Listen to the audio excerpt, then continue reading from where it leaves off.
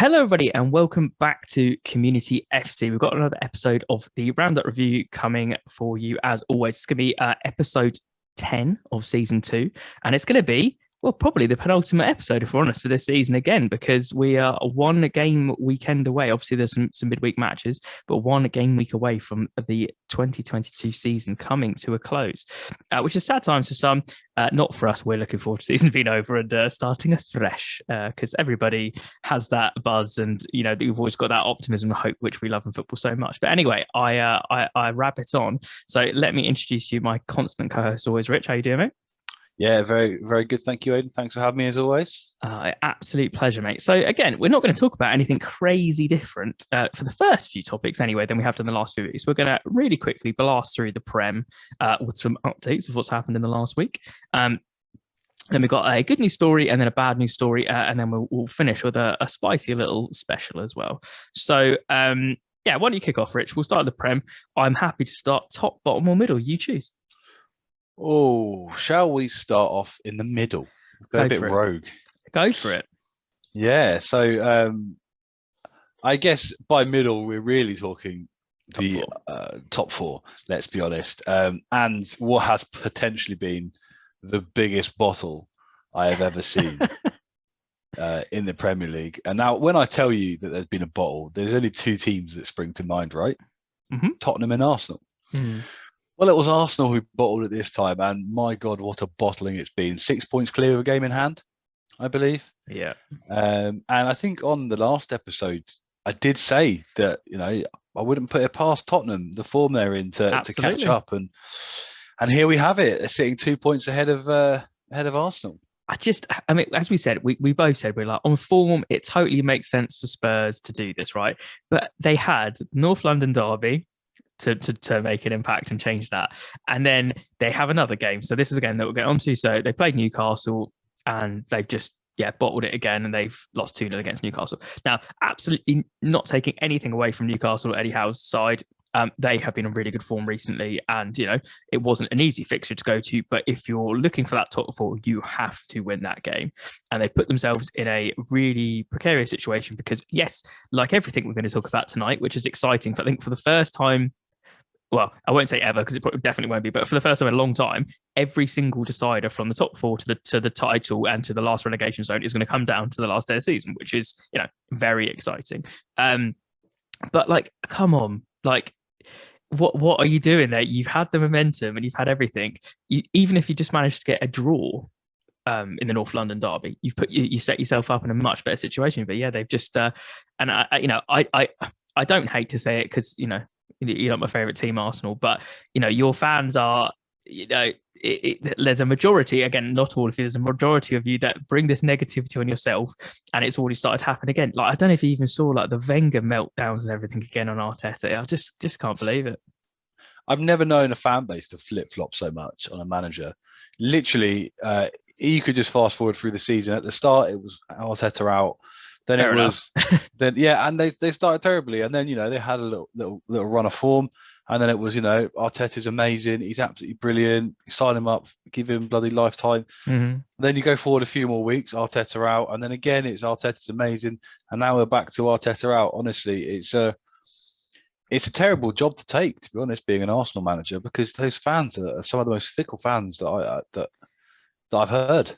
And I have to say, and yes, I'm putting this in for my own personal, to get ever so slight pleasure out of something which is a dire situation. But the best thing I saw, obviously, there's a lot of memes, there's a lot of everything else going around at the moment. But my favourite thing, and to give me some tiny bit of solace as a United fan, when it was just United having one of the worst seasons in notable history, Arsenal having one of their best seasons in notable history, both meeting in the middle, shaking hands at Europa League. I was just classic. I was but it is, we have had an awful season. United have been absolutely terrible, and we're finishing in a really low position. And I think we've finished in the last 10 years one position potentially lower. But this is the 3-year kind of Arteta plan. This is them getting that top four, and it was that whole plan, and it's backfired. And they've now got Europa League football, which is absolutely not what they want. And Tottenham's last game is against Norwich. Mm-hmm.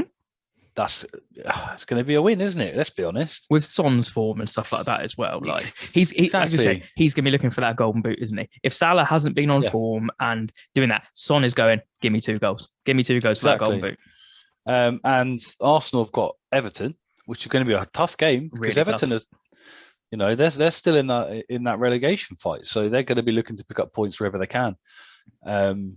So I think that's it for Arsenal now. I think they're going back to Thursday nights. I do. I think it's going to be Spurs. Spurs in the driving seat, and it is absolutely, again, both of them have been so up and down. You can't call anything, and especially with this season of the Prem has been so crazy. But I am very much agreeing with you and going, I think Spurs are going to do it, and then Arsenal are going to get what they want. Anyway, speaking of Everton, should we go down there? Yeah, let's take a trip down. So I think, sorry, I will let you crack on. I just wanted to say one thing before I started. So obviously, this has been recorded for the audience on Tuesday night, on Europa League final night. We'll touch on that later. So their midweek matches could decide the fate before the weekend comes. We're just setting that as a precedent to start off with. Now you can go. Yeah. So I'll start by saying, I'll ask you a question. Yeah. Who do you think's getting relegated? Who do you think is that third spot? I still think it's Leeds. I think they've had, we said this last week, and I don't see. In fact, the situation got worse because they not only had the break of, leg break of Dallas, they had the injuries, everything else, and the stupid challenge from Aidan. Now they've lost Dan James as well from another red card. So I just don't see their situation getting any better, and I think it's them. Yeah, that's exactly what I was going to say. Final game against Brentford. Great form, and the comebacks recently. At the moment. Yeah, they've been playing really well. The other fact is as well that both Burnley and Everton have got a game in hand, which is absolutely massive. Psychologically massive as well when you're looking at that table as a player. This is it. Everton have got Palace and Arsenal, which, to be fair, that's 2 tough games for Everton. If Leeds manage to pick up a point against Brentford, doable, but the goal difference is still awful. Still awful. I mean, realistically, Leeds need the win. Yeah. Burnley, who have they got? They've got Villa and Newcastle. Again, they're going to be tricky. Tough games. It's really going to come down to it. I honestly think I think this is bold, but I honestly think that Everton are now safe. I never thought I'd say that in the last few weeks, but I think it really is Burnley or Leeds, and especially Burnley's fixtures. But I do think it would be Leeds. And I again, not to have any people come after me, I hope it's Leeds. And I'd prefer Burnley to stay up personally. Yeah, with the injuries, with the suspensions, I just can't see them. But who knows? As we said, this has been such a crazy season. You could see a Burnley flip, and you could see something happen, or who knows? Anything could happen, to be honest. And it really is. Those 3 clubs is going to be almost a flip of a coin. And you know what would also be very exciting from a Leeds going down? That I'm not trying to rub it in anymore as a United fan or anything with that rivalry. It would make it a really interesting summer because there'll be such a fire sale at Leeds. They're not going to keep hold of, probably even if he's fit, Bamford. They're definitely going to get rid of Phillips, definitely get rid of Rafinha. Like there's people going out of that squad for sure. Yeah, even the likes of Melia in goal. He's fantastic, to be honest. There's a lot of players going to be going. So, it'll be exciting times for Prem clubs and other clubs trying to get themselves good deals. Also, the fact I'm 99% sure there'll be release clauses in there with a sub clause in there about relegation. So they'll be able to go for even cheaper. I believe Rafinha is courting several people at the moment off the books. And, they're kind of, I think it's Barcelona and a few other people are waiting to see which bid they need to put in, whether it's the real bid or the relegation bid. So that'd be kind of exciting. I mean, I think we don't need to say much more on that one. That is what we think. We said it last week and we're sticking to our guns with this one.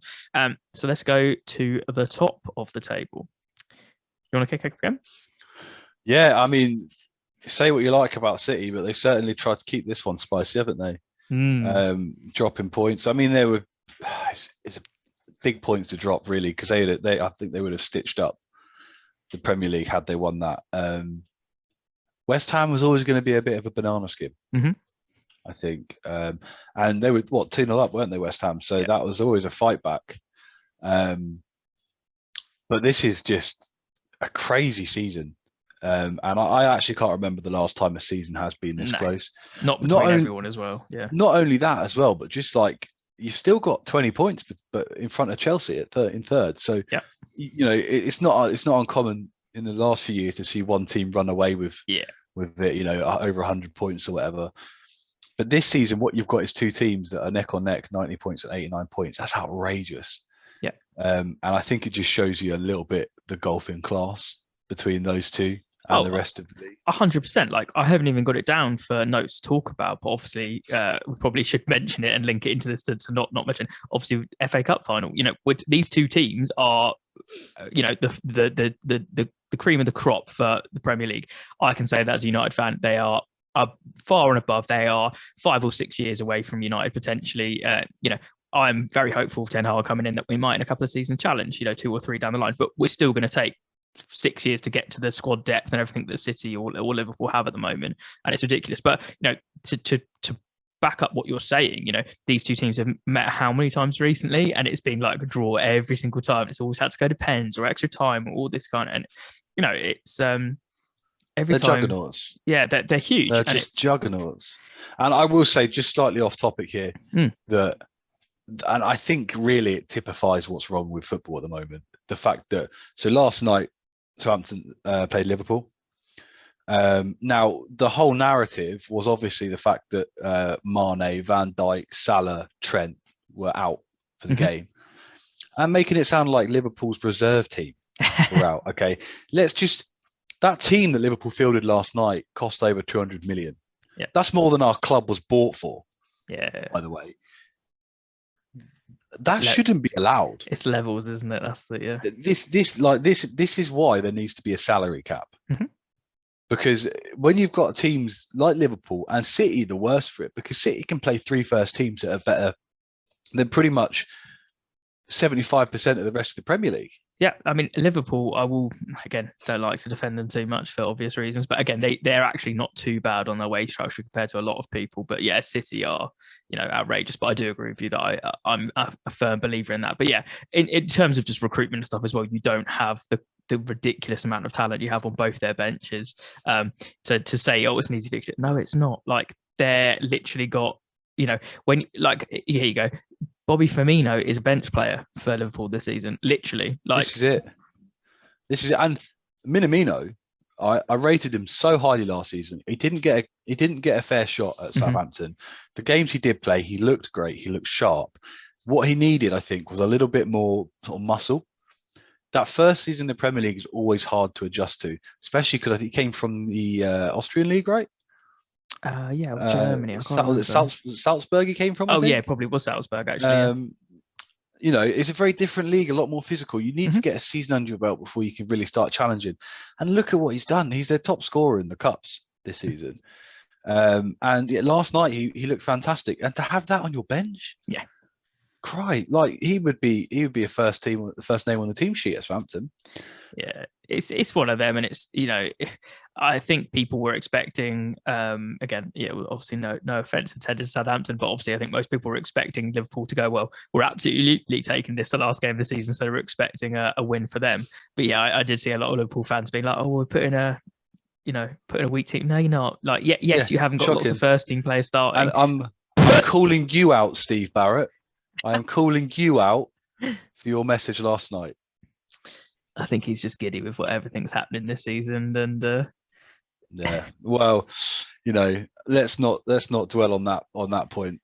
Absolutely. So anyway, get back to the man hand. Obviously, City drew against West Ham. Fair play to West Ham, looking so good. Jared Bowen, I'm glad you're getting a good finish to the season as well. What a performance you've had all season. Won't go into players too much because I think once we do a season, the last episode of this season for Roundup, I think we're going to do a season kind of review, and we'll talk about players and potentially who we'd pick for certain awards and all kind of fun stuff like that. And then Liverpool just did the Liverpool machine and kept it on going on. So obviously, if both teams win, then City will still win the league by 1 point.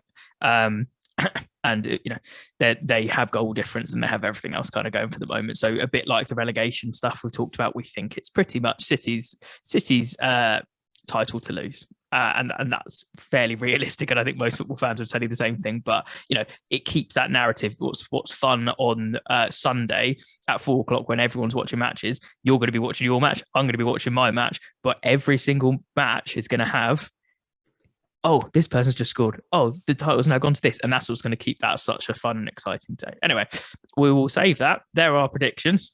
Let's see if they come right next week. I am 95% confident of all of those happening the way they're going to happen.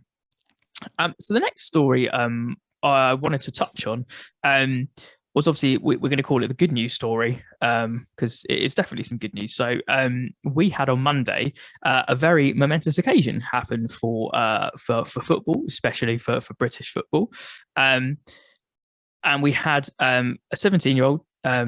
We had Jack Daniels, who plays for Blackpool, come out as openly gay while he's still playing football, which is such a momentous thing. I think, let me have a quick look at my notes here. I think I've got stats here. First professional in the UK men's game for more than 30 years to come out while still playing. Obviously, we've had lots of people come out after, and for obvious reasons, they didn't want ridicule and backlash and stigma and everything like that to happen when they're playing, which is awful because they should never feel that pressure. But it's such a big thing, and I think Community FC were all about community and all about equality across everything. So we are very happy to see that, and hopefully, again, no pressure on people, but hopefully more people follow suit, because there definitely will be a lot of openly gay people. Not openly gay, gay people in the football league from all tiers and from the Premier League down. And it's just trying to get them to feel comfortable enough and build a structure and safety around them to be openly gay, as they absolutely should be able to be. So it's really good news story on that one. Yeah, it's brilliant as well because big round of applause for Blackpool. From the articles that I've read and the stories, they've been so supportive. They put in a great support structure for Jake, and it was so nice to see Jack. Didn't I? I said Jack Daniels. Jake Daniels. Sorry, I was going to leave it, but you know why. Everybody knows why. Anyway, carry on. Yeah.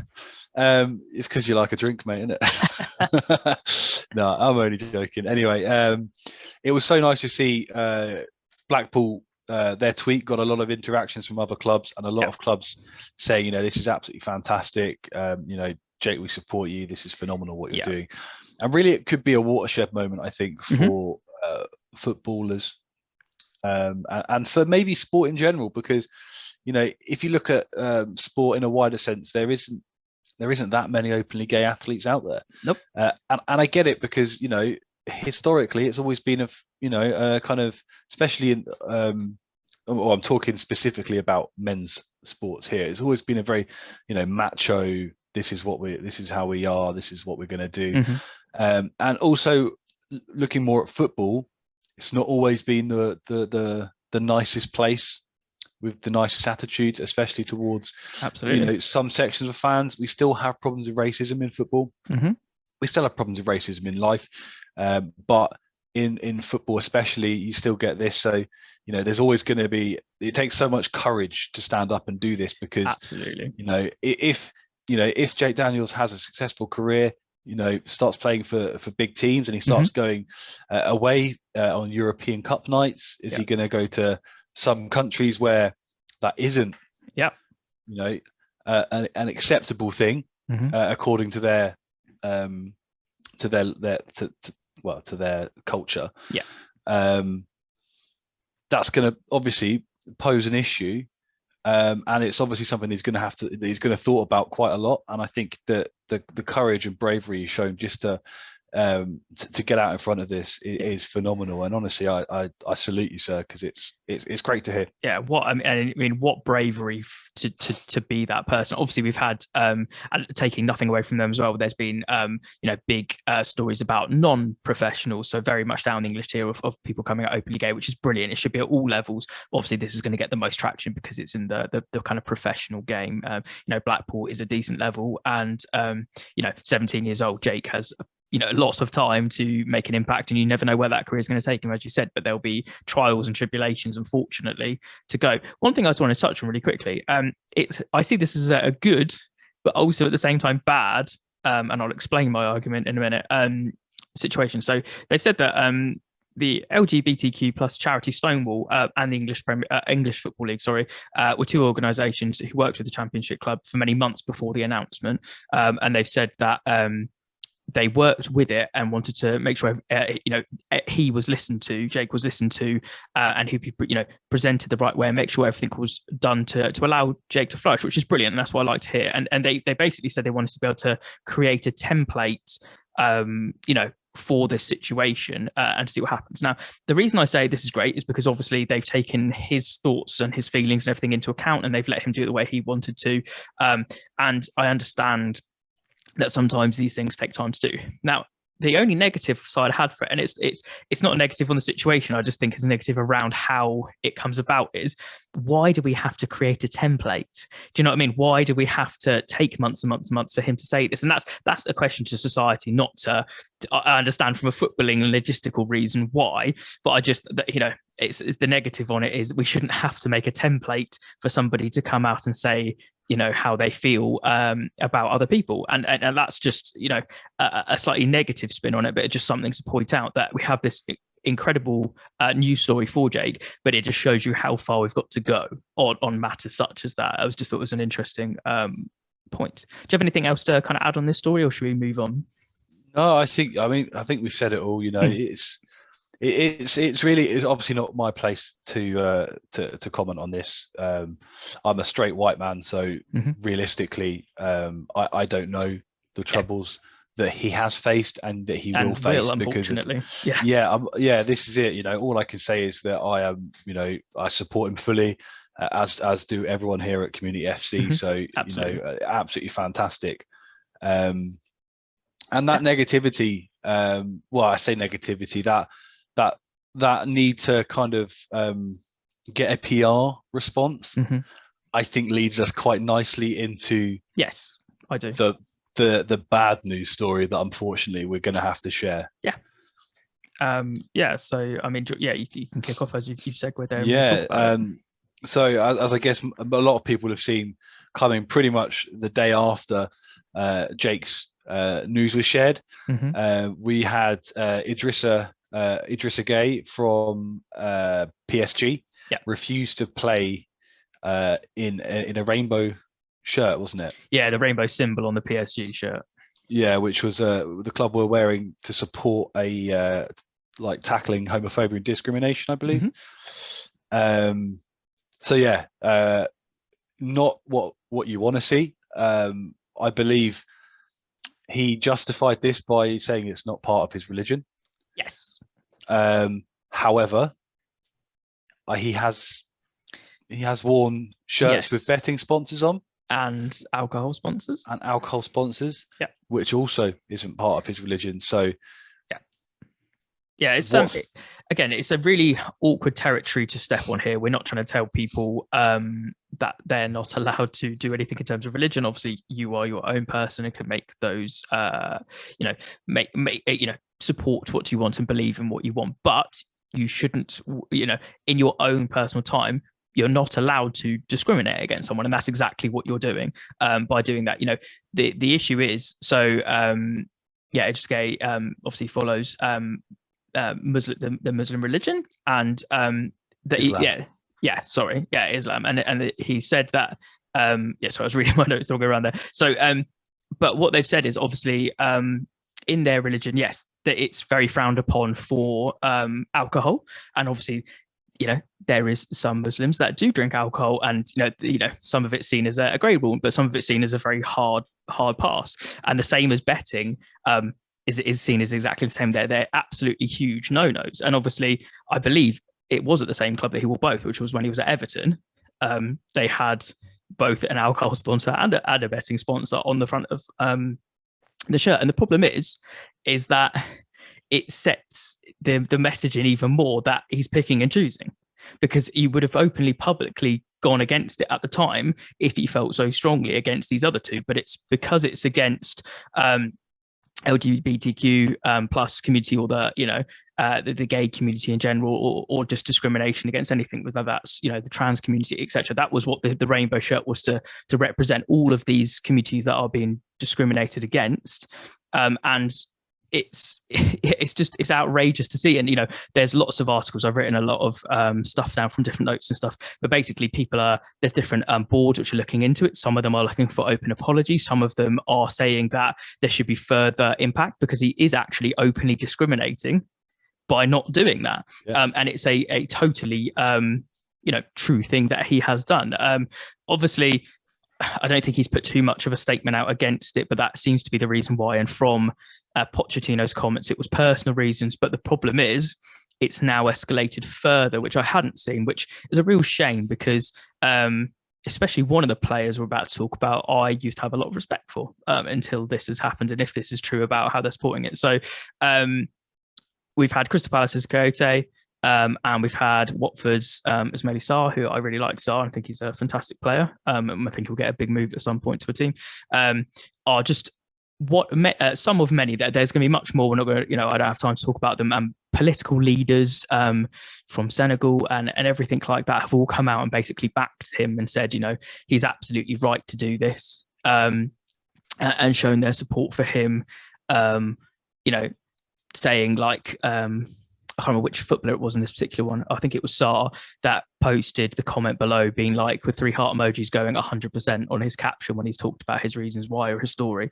And Kouyaté said something like, that's a real man, I stand with you or something. Yeah. And I just, it's comments like that we absolutely don't want to see. The act itself is hurtful and discriminatory against, what the rainbow campaign at the PSG kit was exactly designed to go against views like this. And one of their own players has literally publicly come out and gone, nah, I'm not playing, I'm not wearing that, which I think is crazy. And what's interestingly is at a news press conference on Wednesday, Patrick Vieira came out and said if his player had posted in relation to Idris Ague, he would speak to them, and he said it's going to be an in-house conversation. I mean, I don't think there's much more we can say in that particular thing, but I applaud Patrick Vieira for commenting on it and saying that if he's going to talk to that player, if it's deemed that was linked in that particular reason. So sorry, I've rambled on a bit. Have you got anything kind of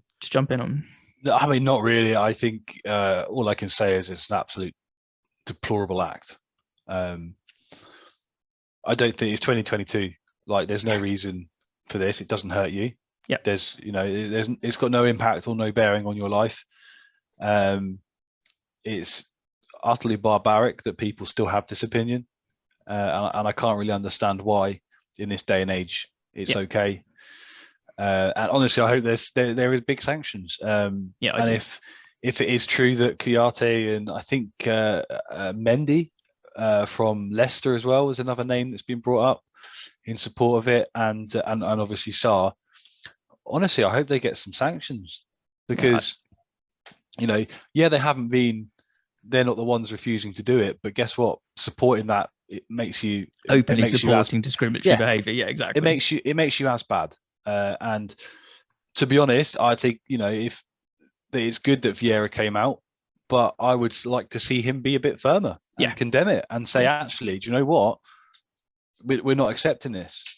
I just because really, if we want more people like Jake Daniels playing football in England, across the world, then we've got to have less people like Idris Ague, who is just honestly a barbarian. And the biggest thing that I have is on this is we have fighting so many campaigns at the moment to end certain things. So at the moment, obviously, we still have the take the knee for racism, which I'm absolutely glad is still happening, and they've said it does link into other aspects now, is what they're trying to kind of push the campaign to kind of do this, the rainbow campaign and other bits under the umbrella of it as well. But you see, every player take a knee for that, and I'm sure he'd probably take a knee for that because it's, against, racism and that kind of stuff. And I just think it's such a horrible thing to see, and it needs to stop. Like, again, we've come back to this so many times. We are all humans, and people need to stop being discriminatory against each other for ridiculous reasons, and they need to let everyone be who they want to be and live their own lives without bringing harm to other. What has what have any of that, those communities done to the players? Probably nothing. They've just, because of where they've grown up or religions or all sorts of stuff, they have views that they don't that they wish to air. And when they also publicly air them so much, with such power, being influencers and celebrities that they are in terms of being a high profile footballer, that can have some really damaging effects. The last thing I just wanted to kind of mention on this subject before we quickly run on to the last segment was in terms of the media as well. The media and everybody around it loves a bad news story. They love promoting the atrocities that happen and things like this. What I want to say today, if anybody listening to Community FC, you know our views very well. We are very supportive of kind of every community and everything in the world like that. I think what I'm trying to say is, rambling on a bit, what I'm trying to say is, if there's one story you're going to talk about or you're going to promote on socials or you're going to do that kind of stuff, promote the Jake Daniels story. Don't promote this story, because I thought it was shocking today. I know that there's more that's come out on it today, but for example, on the BBC, if you go onto their sports page, this is at the top of the page. Jake Daniels' story isn't even on the main page anymore. There is a different story about it right at the bottom, and it's already being pushed, and it's next day's news. So let's keep the good news story going, and let's stand up to this kind of discriminatory behaviour. As simple as. Right, we'll get off that heavy subject, and it was just a really quick special at the end here. So in about 25 minutes, the Europa League final is about to happen between Frankfurt and Rangers. So I was going to ask, do you have any insight, or what would your prediction be, or would you have a personal team that you wish to win? Well, I'll be honest with you, I don't know anything. I haven't watched any of the Europa League this season, other than catching a bit when the Premier League teams are involved in it. What I will say though, I'll be cheering on Rangers tonight purely for Stephen Davis, who is an absolute legend at Southampton, and honestly one of the best servants we had at the club. Yep. Massively underrated. So I'll be cheering on Rangers purely because of him. It will be nice, I think, that the story of Rangers, it'll be nice for them to come back, from where they were a decade ago to where they are now. It's huge. Yeah. And it's taken a lot of hard work, a lot of dedication, and yeah, to get to Europa League final is absolutely massive, and honestly, they deserve it. So, I'll be rooting for Rangers here. Do you have a score prediction? Oh, again, I know nothing about these two teams really. If I was going to take a shot in the dark, let's go for 2-1. Bit spicy, 1-1.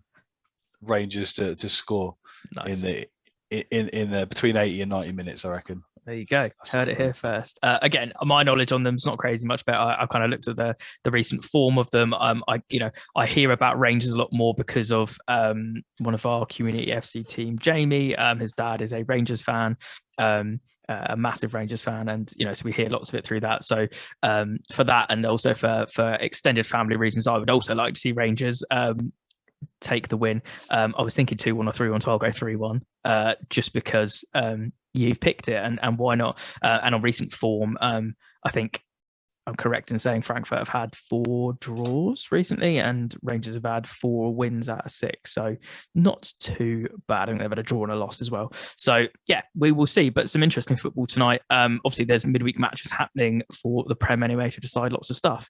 But that has really been it. So if you're happy liking this, don't forget to hit that like button, subscribe, hit the notification bell if you want to be notified every time we go live, especially over the summer period, because there might not be as regular, but we've got some different content planned coming for you, including transfer talks. We're going to be talking about lots of different stuff where we think predictions for the season coming up, and then we're going to have a new fun series. I won't go into it too much now. A new fun series planned, which will definitely kick off over summer to keep us all going while the footy is going to take a break for a bit. But we say that, but pre-season kicks off really quick anyway.